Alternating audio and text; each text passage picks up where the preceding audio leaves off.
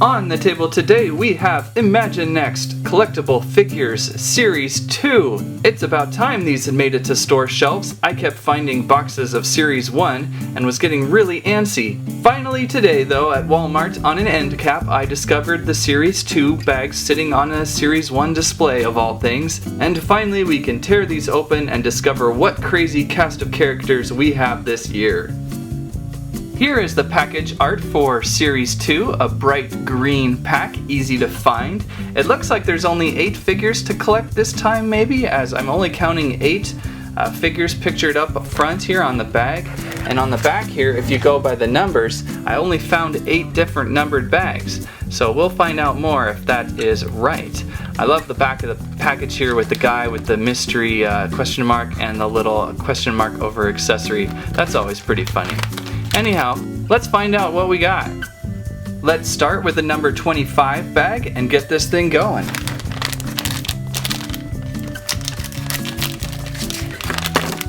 think I cut through the instructions. Alright, Caveman. Caveman will start us off here. Pretty handsome lug. I think I will call him Gronk. Anyone ever play Caveman games on the original NES? Always good game. Got himself a saber-toothed tiger cloak for battle, and pretty neat looking dude. Like him a lot. Let's check out the guide here and see if this tells us how many figures are indeed out there. 1, 2, 3, 4, 5, 6, 7, 8. So there is just 8 figures. So that's a little more reasonable than the 10 from last time. I'm gonna be fine with 8. I keep my wallet in check as well. Okay, let's check out package number 26. Do a little opening, some more. Slice my fingers, that sort of thing. We've got a burly looking ice picker man. Adventurer from the land of Tundra. This guy has a cool looking beard, some awesome camo pants, pretty sharp looking boots, someone you definitely want to mess with. And we're gonna pop this shell over this guy, and he is winter ready with his awesome ice pick. Not a bad figure. Gonna have some fun with this guy when it snows next year. Time to look at pack number 27.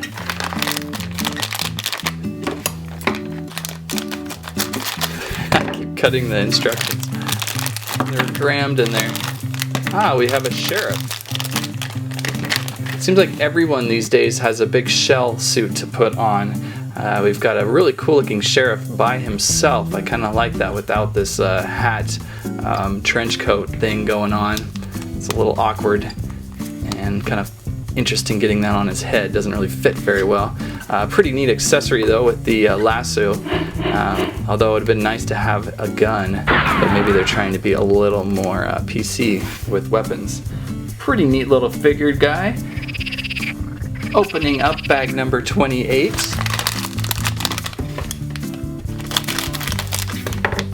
Hey, I didn't cut the instructions this time. And we have Frankenstein's Monster. This guy always seems to pop up in blind bags, doesn't he? I'm always finding a Frankenstein Monster. And this one's not a bad one at all. Maybe his brain could have been a little pinker, but we've got a nice solid looking monster figure. Big heavy feet, rotating hands on these guys look nice, and arms. Very nice looking face as well, and this cool get up thing, maybe keep him moving and going. I like this guy a lot. Opening up pack 29.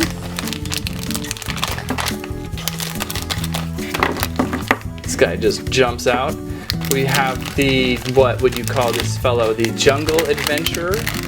And what I really like about this guy is I swear I had this costume in the 80s for Halloween. I actually wore one of those blow-up snakes around a jungle costume. So this was me, 1986, I think. Good Lord, Squirrel! How old are you? If I had a photo of that, I'd show it, but I don't think I do. But there he is. That's pretty funny. Kind of a Crocodile Dundee guy, but with a snake. Or if in our world, Steve Irwin, Crocodile Hunter. Or is there someone even more modern than that nowadays? It seems like they always go out of style pretty quickly.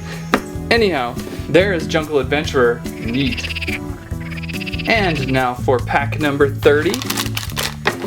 This is a lot of scissor action. We have... This guy might be kind of a fan favorite, I'm thinking, because it's kind of a popular thing right now. We've got Steampunk guy with these awesome elevating shoes.